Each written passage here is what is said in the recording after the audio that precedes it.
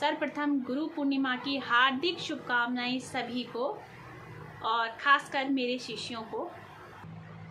जय माता दी, हर हर महादेव, जय माँ काली, जय माँ विश्वेश्वरी दुर्गे, जय माँ भद्रकाली। जय हो मेरे गुरुदेव की और जय हो मेरे उन गुरुदेव की, उनकी जो बचपन से ही जिनका हाथ मेरे सिर पर है, जिन्होंने मेरा हाथ थामा है, मेरे महादेव, जिन्होंने मुझे वो उपहार दिया है जो मेरे जीवन का एक आधार बन चुकी है। मेरी माँ भगवती भी मेरे महादेव की ही देन है मेरे लिए, क्योंकि मेरे महादेव ने मुझे कदम कदम पर मेरा साथ दिया है, मुझे रास्ता दिखाया है। तो मेरे जीवन के जो प्रथम गुरु हैं उस समय बन चुके थे जब मुझे गुरु का भी पता नहीं था, गुरु का अर्थ पता नहीं था, कुछ भी पता नहीं था, कुछ भी नहीं जानती थी मैं। उस वक्त भी वो मेरे गुरु थे, लेकिन मुझे नहीं पता था।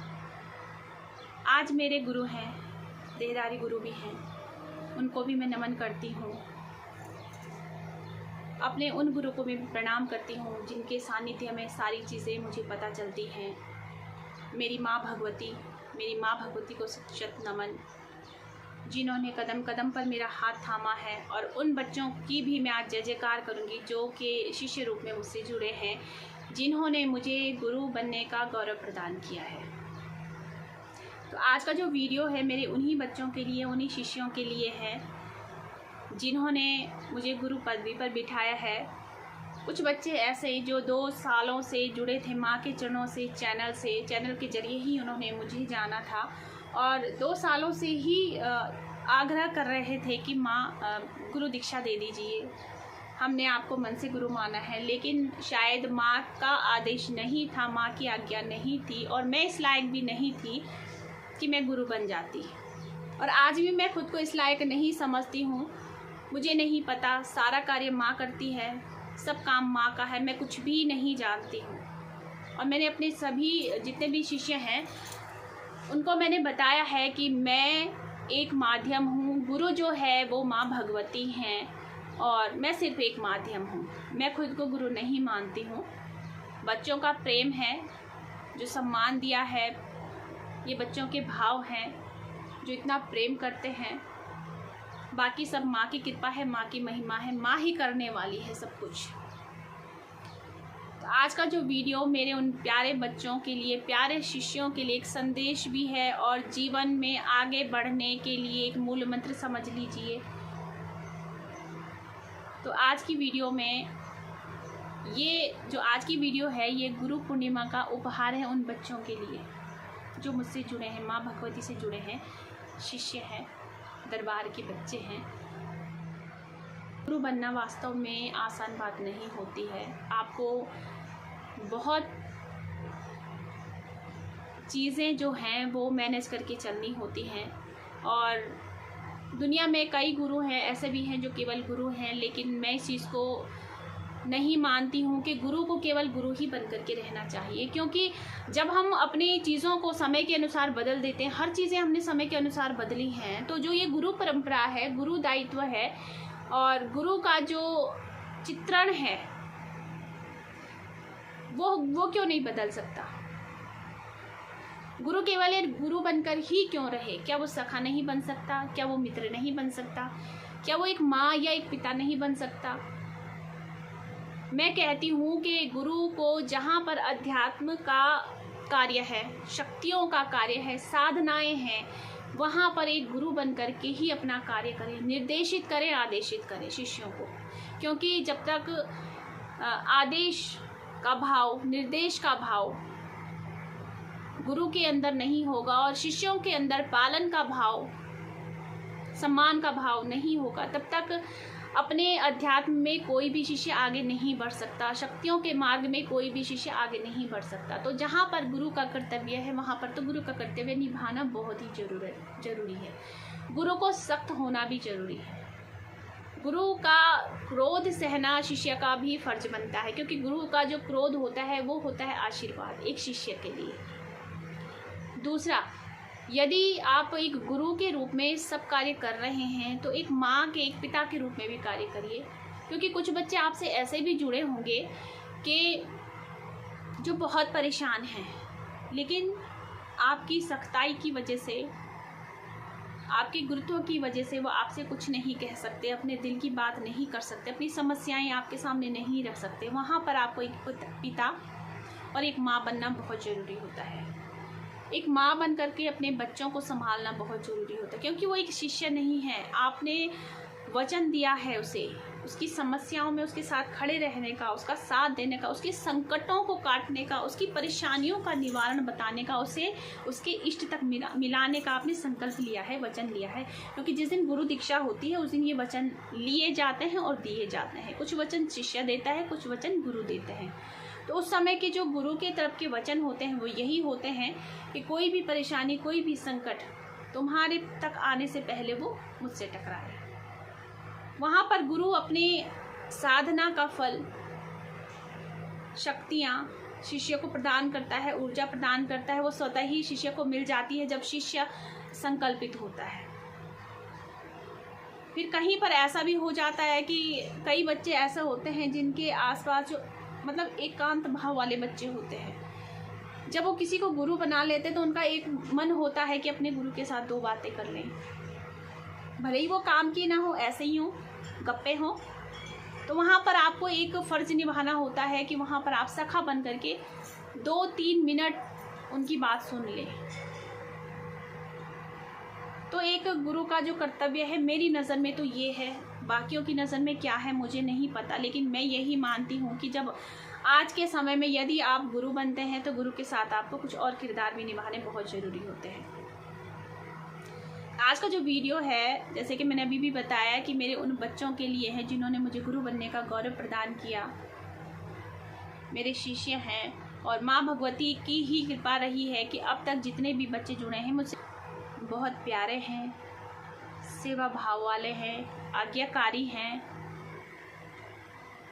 और फिर कुछ बच्चों में कुछ तो ऐसे निकल ही जाते हैं ना जिन्हें किसी चीज़ से मतलब नहीं होता है। तो मैं उन बच्चों को भी अपने उन्हीं प्यारे बच्चों में गिनती हूँ, क्योंकि वो नए हैं बिल्कुल, उन्हें कुछ पता नहीं है कि गुरु के साथ का व्यवहार किस प्रकार से करना होता है, गुरु के साथ के नियम किस प्रकार से निभाने होते हैं, उन्हें नहीं पता। अभी वो सीख रहे हैं, पहला उनका कदम है।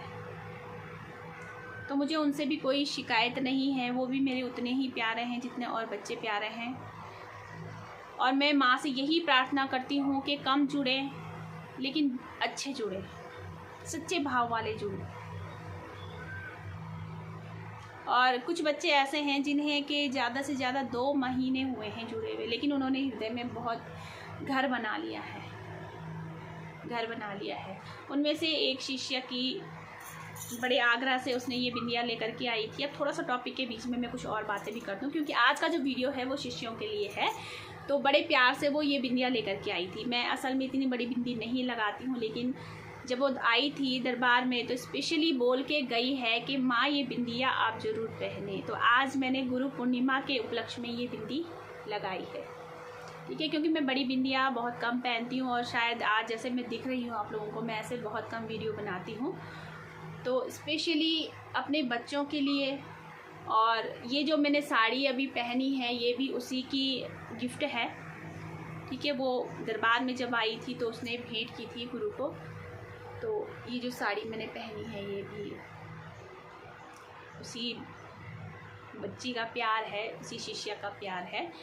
तो ऐसे बच्चे हैं, उसकी कई बातें जो उसने कही वो मैं रिकॉर्ड नहीं कर पाई, क्योंकि अभी शुरुआती दौर था, उसने भी बहुत सारी ठोकरें खाई हैं। तो इस वजह से कुछ चीज़ें हैं जो मैं कैप्चर नहीं मैंने की, क्योंकि हर चीज़ सोच करके चलना होता है। लेकिन उसका प्रेम, उसका भाव, उसके शब्द, वो प्यार अगर प्रत्येक शिष्य में हो जाए ना तो मैं कहती हूँ कि शायद ये दुनिया जो है वो स्वर्ग बन जाए। लेकिन ऐसे शिष्यों को पाने के लिए गुरु को भी अपना पूरा कर्तव्य निभाना होता है, और अच्छे गुरु को पाने के लिए शिष्य को भी अपना कर्तव्य निभाना होता है। अब मैं कुछ बातें आप लोगों को समझाऊंगी, ध्यान दीजिएगा, अपने जीवन में उतारिएगा।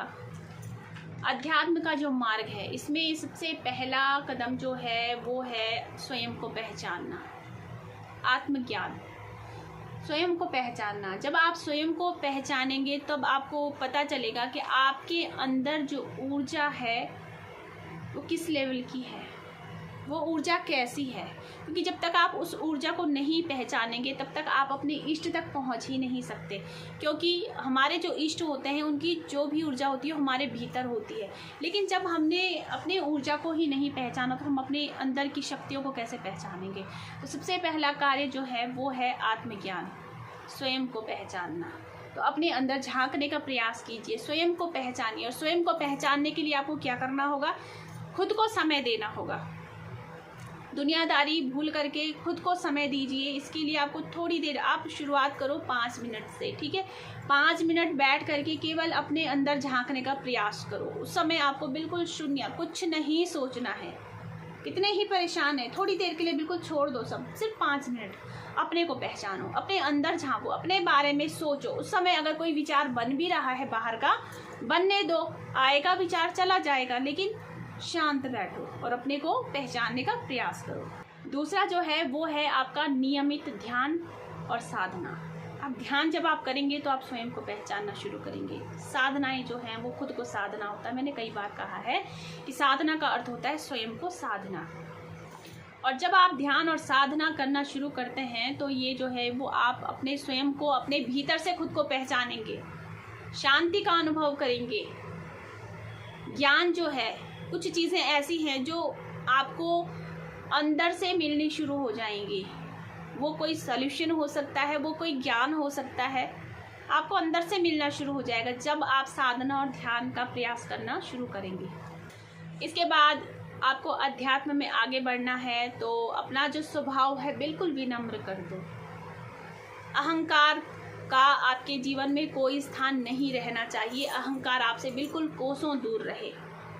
किसी के लिए कुछ करते हो तो वहाँ पर बिल्कुल विनम्र रहें, क्योंकि ये भाव न रखें कि आपने किसी के लिए कुछ किया है। करने वाली माँ है, करने वाला ईश्वर है। आपको क्या बनाया है, एक माध्यम बनाया है। तो अपने अंदर विनम्र भाव लेकर के आए, सहयोग की भावना लेकर के आए, अहंकार को अपने जीवन से बिल्कुल आउट कर दें। यानी कि अहंकार और द्वेष भावना, ये आपके जीवन में इसकी कोई जगह होनी ही नहीं चाहिए, तभी आप अध्यात्म के क्षेत्र में आगे बढ़ सकते हैं।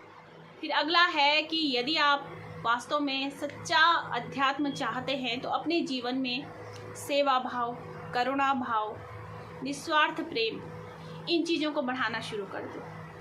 कुल मिलाकर के अपने जीवन में जो आपने स्थान देना है वो देना है करुणा, प्रेम को। दया आपके मन में होनी चाहिए, प्रेम आपके मन में होना चाहिए, सहयोग की भावना आपके मन में होनी चाहिए। जितना हो सके सत्संग करें। सत्संग का अर्थ ये नहीं है कि कहीं मंडली में बैठ जाएं या कहीं जाकर के कथा सुन लें, मेरा अर्थ वो नहीं है। सत्संग का अर्थ है सत्य का संग करें, सच्चे लोगों का साथ करें, अच्छे लोगों का साथ करें, बुरे लोगों से दूर हट जाए। वैसे भी माँ भगवती या कोई भी शक्ति आपकी अगर सच्ची होगी तो सबसे पहले आपको बुरे लोगों से ही दूर करती है, ठीक है। उसके संकेत को समझें, वहाँ पर परेशान ना हो सकता है आप किसी से बहुत प्रेम करते हैं लेकिन आपके लिए वो बिल्कुल अच्छा नहीं है। माँ ने उसको आपसे दूर कर दिया लेकिन आप परेशान हो गए। समझिए, माँ का संकेत समझिए कि ये व्यक्ति आपके लिए बिल्कुल भी अच्छा नहीं था, इसलिए आपको उससे दूर किया गया है। वहाँ पर 2 दिन आप परेशान होंगे, 3 दिन परेशान होंगे, बाद में आप देखेंगे कि माँ ने जो किया, शक्ति ने जो किया, बहुत अच्छा किया था।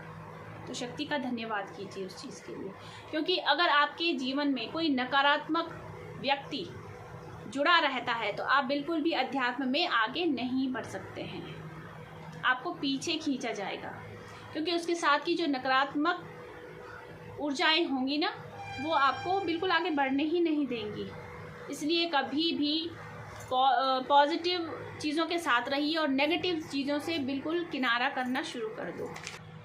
फिर अगला जो है वो है अपने विचारों को, अपने ध्यान को संजोने का प्रयास करो,